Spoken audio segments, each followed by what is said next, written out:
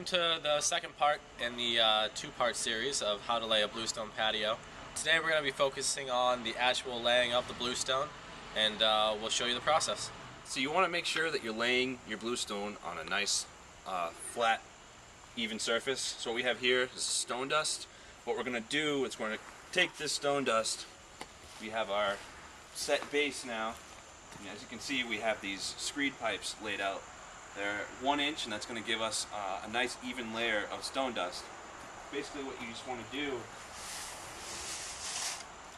is, evenly distribute the stone dust at the top, and what you're going to do is take the screed bar and you're going to pull that stone dust down, and it's going to give you a nice even 1 inch layer to lay your bluestone on top of, and we'll show you how that's done.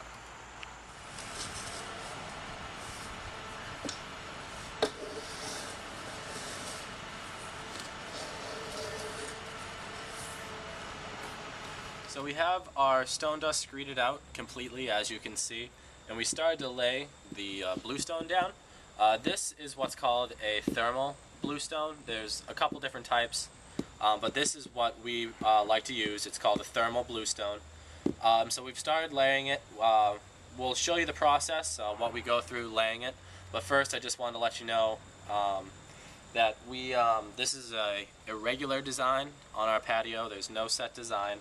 All it is, so all you need to worry about are your lines when beginning to lay. And what we are doing is we're squaring up off the foundation of the garage over here, and that's how I got this line right here. This line is exactly square with that foundation. Now we can start laying some more bluestone, and we'll show you the process that it takes to correctly lay one of these. So you may have seen our paver installation video that we did on paver patio. How bluestone differs, besides the stone dust, is you can't use a compactor on top of these like we did on the paver project. So you have to settle each one by hand. It takes a little bit more time, but it's well worth it. So all you need to do, this is a 12 by 12 piece of bluestone. All you need to do is pick your spot, drop it in place. Alright, so as we can see, it lines up here, but it doesn't line up over here. As you can see, it will hit, but it works right here. So all you need to do is take your rubber mallet and just give it a tap to really settle it in. And what that does is it settles it, so over time it won't settle. And then also you are now matched up with your other bluestone. And all you got to do is check the level to make sure. We're looking for level this way, and then we are looking for a very slight slope that way. And that's exactly what we're at. So we'll continue the process and we'll catch back up with you.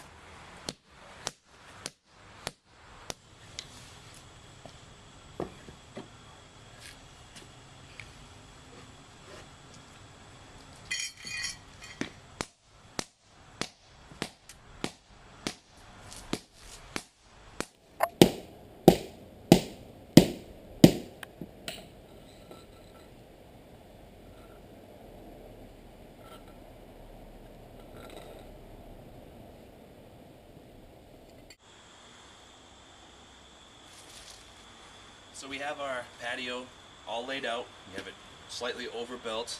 This patio is going to be a perfect circle. So in order to get that look, you have to find the center point of where you want the circle to be, which requires taking some measurements.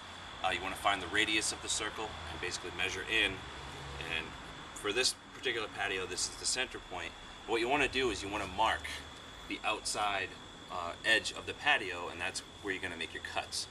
And in order to, there's a couple different ways to do that. What we do is you take a measuring tape and hold it there, and whatever you want the outside edge of the patio to be at, you just hold a piece of soapstone, which is a marking stone, at that point, and you follow it all the way around, and that's going to give you a perfect circle. You can also do that if you're just doing any type of angle on a patio. You can use that method. But we're going to go ahead, we're going to start cutting this, and we'll have our final product. So as you can see, we have our line drawn out, as we mentioned before. What we're going to do now, in order to get a nice finished look on the cut, we're going to take an angle grinder like this. You can use a smaller one too to get a little more control out of it. But we're going to take the angle grinder and we're just going to score on this line. That's going to give us a little more control. Then we can come back with either a skill saw or a chop saw and finish the cut, and it's going to give us a nice finished look. You want to remember too, before you cut any stone or anything like that, you want to make sure you have your ear protection, your eye protection, and proper ventilation mask too, because you don't want to be breathing in any of that dust. We're going to go ahead, we're going to score this, and we'll show you the rest.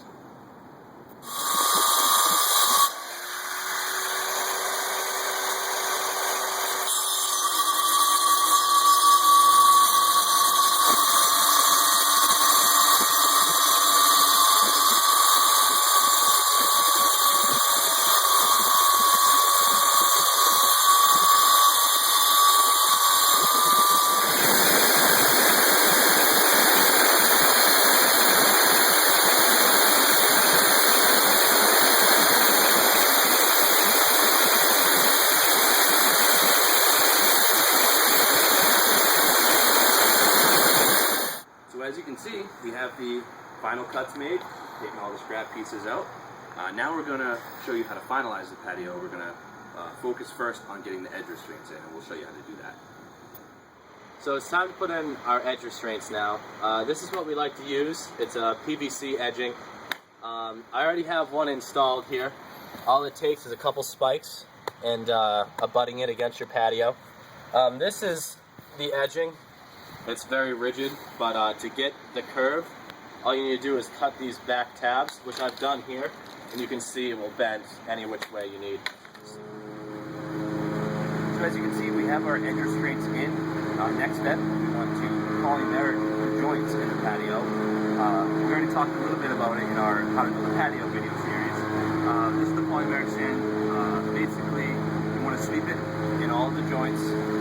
Make sure you take a blower and you want to blow off all the excess on top of the actual stones themselves, because when this stuff gets wet, it activates a binder, and that binder in the joints is going to create a seal.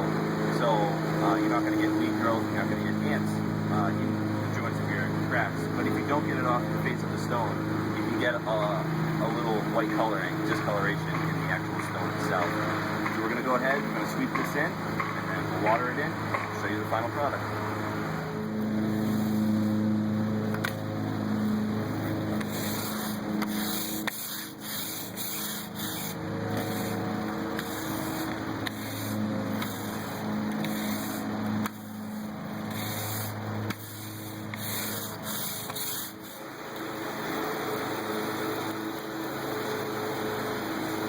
So we have the poly swept into the joints.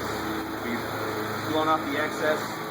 Now what you want to do is you just want to start off with a really light spray, almost like a mist, just to start the poly off, let it get set up a little bit. And then we'll come back, we'll let this settle a little bit, we'll come back and we'll give it a little heavier spray, and then we'll follow behind that with the blower, just to make sure that we have all the excess off the stone.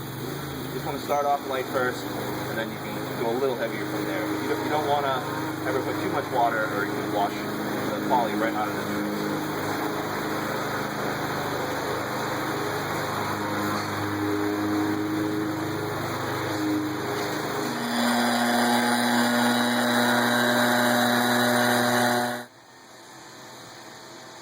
So our patio is completed. We've watered the poly in, we've let it settle, we've cleaned off the patio itself. We've also just feathered in some soil around it to clean up the edges. We mulched the back edge just to make it look nice. If you have any questions or comments, feel free to leave them on our blog. We'll be happy to answer them for you. And if you have any other questions or comments about any other landscape projects you may have, feel free to check out our other videos on our YouTube page or on our blog as well. From all of us here at the Garden Continuum, thanks for watching.